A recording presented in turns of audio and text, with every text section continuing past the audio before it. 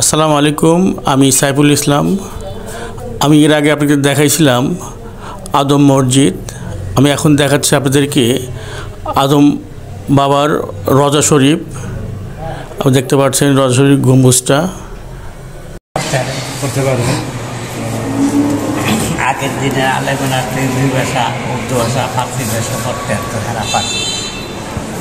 হিন্দি ভাষা, মুসা আলাইহিস সালামের ভাষা, মুসা আলাইহিস সালামের ভাষা হিব্রি। হিব্রি তো ইহুদি আসলে আগে কেটা মুসা আলাইহিস সালামের ইহুদি না ধর্মই সব নামেই তো মুসলমান, কিন্তু পরে যাইয়ে তো উম্মতের এদিকে ধুয়ে গেছে, বুঝলেন? নিয়ম কি? নিয়ম হলে এক নবী যাইলে আর এক নবী আইলে তার ধর্ম পালন করা, সে তো মরে গেছে, তারটা শেষ।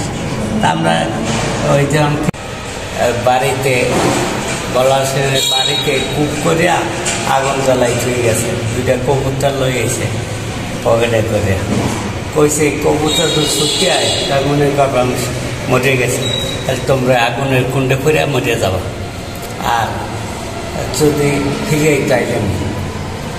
এরপর যখন কইছে আমি নামাজ শুনবো, হে আইসে বলার শুনো 5 বছর আইসে, আইয়া নামাজে দাঁড়াইছে।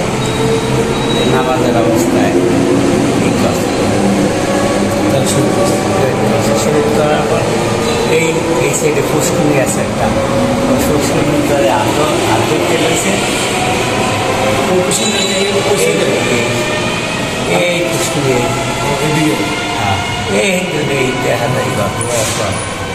এরপর আদর তার মধ্যে কবুতর উঠে গেছে, উঠে যাওয়ার পর শেষে এখন বলাছেন তাতে আদর থেকে ঘোরায় উঠিয়া তা ঘোরায় যাইবে রাস্তা দিয়ে কবুতর তো রাস্তা দিয়ে যাইবে না, যখন কবুতর দেখছে সব আগুনে ঝাঁপ দিয়া, তারপর যাই দেয় সব বুঝে গেছে আমি ঠিক লাভ কি ও আপনি করছে।